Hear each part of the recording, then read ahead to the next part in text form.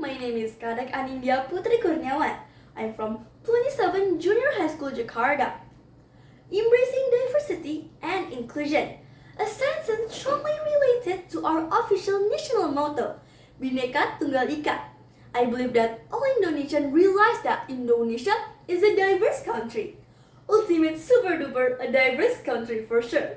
There are 1,340 ethnic groups in Indonesia according to the 2010 BPS census. Based on data from the Indonesian Ministry of Education and Culture's Language Agency, the number of regional languages inside Indonesia is 718 languages. Can you imagine how diverse Indonesia is? So, how come Indonesia united as one nation? I'll tell you how, from my point of view. First, because we embrace our diversity, we realize that we are diverse, but we keep it that way. Because diversity is a big asset in nation building. For example, Bahasa Indonesia, which originated from the Malay language in its development, absorbed various kinds of terms from regional languages such as Javanese, Sundanese, Minangkabau, Balinese, Banjarnese, and Bugisnese. Many borrowed words have been adapted to fit the phonetic and grammatical rules of Indonesian, enriching the language and reflecting Indonesia's diverse linguistic heritage. Another example, the various traditional buildings in Indonesia enrich the Indonesian architectural styles, so that's increasingly different from foreign architectural styles and have its own characteristics. Second, all cultures across Indonesia region are inclusive. The openness of Indonesian society to tolerance, acceptance, and interaction with other cultures just has been established since a long time ago. The position of archipelago, which is located between intercontinental and interoceanic intersection, makes Indonesia a land of genius that absorbs various cultural riches. Indonesia is versatile land that sows growth and fertilizes the seeds of encounter between civilization. Starting in the past, cultural crossing due to trade and shipping led to the influx of Indian, Arabian, Persian, Chinese, and European cultural values. I'll take Bapau as an example of how Indonesia is inclusive. Bapau is one of a bun variant. From the name, we can easily guess the origin of the Bapau. Yes, this bells came from China. Bapau in Bahasa Indonesia is a loan word from Hokkien dialect, the largest Tionghoa sub-ethnicity in Indonesia.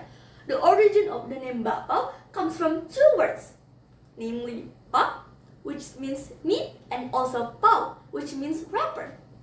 In China, Bapau generally contains pork meat because it is common in Chinese dishes. However, the actual meaning of Pak does not refer to pork meat at all. The term for pork is Tiepap, but pork Bapau is not known as Tie Bapau. This is just called Bapau. On the other hand, the Bapau containing chicken meat is called Koi Pao, Hokkien, or Ke Pao, Hakka. The name for beef is Gu Pao. Gu means beef. The first Bapau was developed in Chinese culture as a field form of mantau, created by the legendary 3rd century ancient Chinese military strategist Zhuge Liang, who was concerned with securing his military troops. Bapau is popular throughout the China and has even made its way into the cuisine of many other countries through the Chinese diaspora.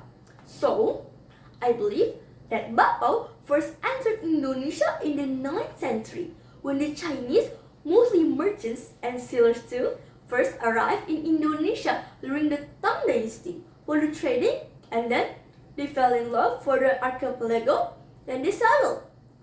In the end, they integrated into Indonesian society called Tionghoa ethnicity. In the beginning, Bapau was made to secure ancient Chinese military troops. Nowadays, Bapau is made to secure Indonesian tummies and to meet their own nutritional needs. You can find Bapau sold across Indonesia, not only in big cities like Jakarta, Medan, Bandung, Surabaya, and Makassar, but you can also easily find Bapau in small towns like Sigli, Sukabumi, Salatiga, and Sorong. Even in Indonesia, Bapau are more evolved. Indonesia developed Bapau that not only contain meat, but also contain green beans, black beans, chocolate, cheese, strawberries, and others. Regarding the meat variety, Indonesia Bakpao commonly uses chicken meat.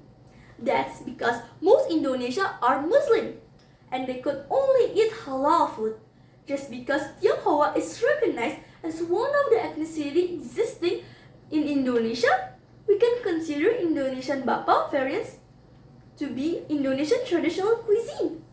So, from Bakpao, we can realize that Indonesian people are inclusive of foreign influence. Yes, it is just a matter of accepting and consuming a type of food. But from this simple thing, we can understand that basically, with the entry of Indonesian culture, Indonesia people can easily acculturate with foreign cultures. Just like now, we can easily find ramyun or kimchi, which is a sign of an inclusion of Indonesian culture toward Korean culture. Before I end this presentation, I just want to say that I hope Indonesia can maintain its unity by embracing diversity and remaining inclusive for now and beyond.